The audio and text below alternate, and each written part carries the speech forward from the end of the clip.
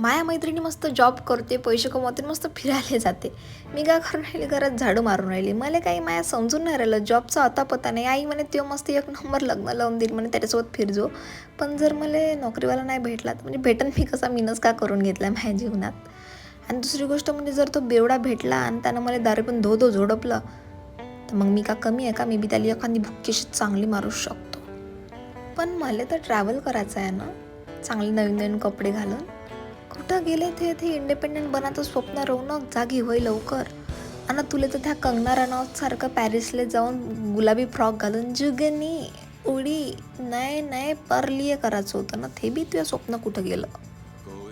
आणि दुसरी गोष्ट म्हणजे आयुष्यात काही मजा बी नाही येऊन राहिली. मी एखादा बॉयफ्रेंड पाहिला असता चांगला श्रीमंत, तर मस्त त्याच्यासोबत पळून गेली असते पॅरिसला.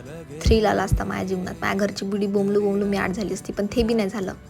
अशी तीन टप्पर लोखंड जिंदगी झाली आहे ना माहीत का सांगू. एखादी लॉटरी बी नाही लागून राहिली. पण जर त्या लॉटरीवर जगून काही फायदा नाही आहे. मी एक काम करतो, मस्त अभ्यास करतो आणि एखादी स्पर्धा परीक्षा काढतो आणि मस्त बनतो मग इंडिपेंडंट वुमेन. बसलीच आहे. 2 काम सांगितली मी ना फक्त तुला आज, का झाडू मारणं भांडे घास म्हटलं. रोज तर तू अशी बसलीच राहायचं मोबाईल पाहत. आणि आधी अशी शिकवर पाहून राहिली. लवकर भांडे घासते पहिले. 2 भांडे घासाले एवढा वेळ लागून राहिला तुला. पूजा करतो 2 कामं सांगितलं ते बी नाही होऊन राहिले. ह्या भांड्याची आहे नसताना बनवून राहिली मी इंडिपेंडेंट वुमेन का? काय नाही, घासतो भांडे.